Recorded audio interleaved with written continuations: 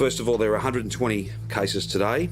All of them are locally acquired. Today's number is not a great number. We know that. We will not see these case numbers go down. They are going to go up. The question is, by how many and how fast? The COVID zero dream officially over for Victoria after a change in advice from the CHO late last night. This is not the advice I wanted to receive. I'm sure it's not the advice that the Chief Health Officer wanted to give us. But none of us have a luxury of pretending that reality isn't just that. I welcome the acknowledgement in Victoria today that eliminating the Delta variant is an impossibility. It can't be done. The goal now to limit the spread.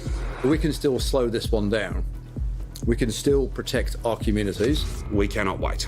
You need to get vaccinated, and you need to get vaccinated as soon as possible. While regional Victoria's lockdown will likely ease next week, Melbourne's in it for the long haul, with the next slight easing of restrictions set for September 23. Which is our 70% first dose target day. The reopening of playgrounds, the only small mercy granted. Absolutely, it's tough, and 3 weeks seems like an eternity. That light at the end of the tunnel is too dim and the tunnel is too long, but it is a light at the end of the tunnel. It is the genuine pathway out of here. The pathway? Vaccination. Heavy restrictions set to stay until the state hits the 70% fully vaccinated mark around mid-October. Once we get 70% and 80% double dosed, then we get so many of our freedoms back. The question is how much damage is done, how many people die, how much serious illness is there between now and then.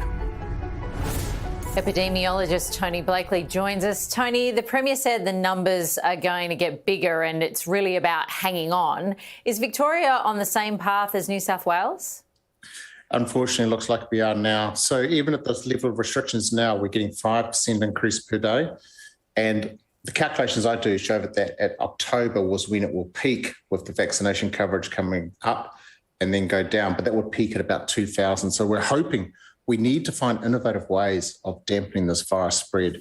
There are a number of ways we could achieve that. Care to name some? Because it's a pretty hard lockdown as it is. Yeah, well, it's time to innovate. So what I'm thinking of is things like ventilation in schools. So once they go back, open the windows, get the air moving through there. Rapid antigen testing. Let's get out into those communities where the virus spreads the most and start rapid antigen testing to try and dampen things down there. Let's get the vaccine. The mass vaccination hubs, they're a fantastic idea. They're working. Now we need to outreach into those communities with caravan-type vaccination situations. We have got to a point now where this virus is beating us, so we need to innovate and get better at beating it. So when New South Wales announced more or less that it was ditching COVID zero, you might remember that moment. Everyone was aghast. So like, how could you possibly do this? Everyone just went ballistic. Now that Victoria's done it, now you've really got the two biggest states in the country. Do you think the COVID zero states should be looking at this differently now as something that will inevitably come for them? Like, with the best will in the world, they will probably face a similar moment. So there's a yes and no to your answer, Waleed. So basically, they should hold on as long as they possibly can to zero, because it gives them more and more time at zero before they have to deal with that upward curve and give them time to vaccinate. So this idea that they should let it in now, that's rubbish, frankly. But they need to be ready for when it gets in from a truck driver and takes off. And ready means having things like QR coding all going, but also even probably lifting their level of restrictions so that the fire, the sort of the ground is not as fertile for it to grow. But it's going to get in, that's true, but they shouldn't let it in earlier than they need to. Well, Gladys Berejiklian today promised that everything people missed will be back at 70% vaccinated. Is she over-promising? Because surely life can't really change that much until we hit that 80% mark. No, she's over-promising completely. 70% of the eligible population is, 55% of all population. That's nowhere enough to achieve herd immunity and you just open up. 80% of even adults is not enough to open up. 80% of adults and children, and I'm talking 5+, we can probably open up. So I think Gladys is over-promising. That said, I think it's important to provide rewards as we walk along this very long and hard pathway between now and Christmas. But this idea that you could open up fully at 70 or even 80% of adults only is fallacious. We need to get the kids vaccinated as well. And we need to be vaccinating populations that are the most vulnerable. So people living in those suburbs where you have a high proportion of essential workers, that's where we should be putting our effort. Tony, I can't even look you in the eye as I ask this because I'm too afraid of your answer. Is there any hope? Yes, there is. Really? There is hope, yes. No. Okay, here's my hope. The vaccine coverage going up is good, right? Okay, it's no panacea. We need to innovate. We need to open the windows in the schools in the last term of the year, get the ventilation moving through there. We need to start embracing rapid antigen testing and using that. All those things, and the modelling I've just looked at today from our group, they make a big difference.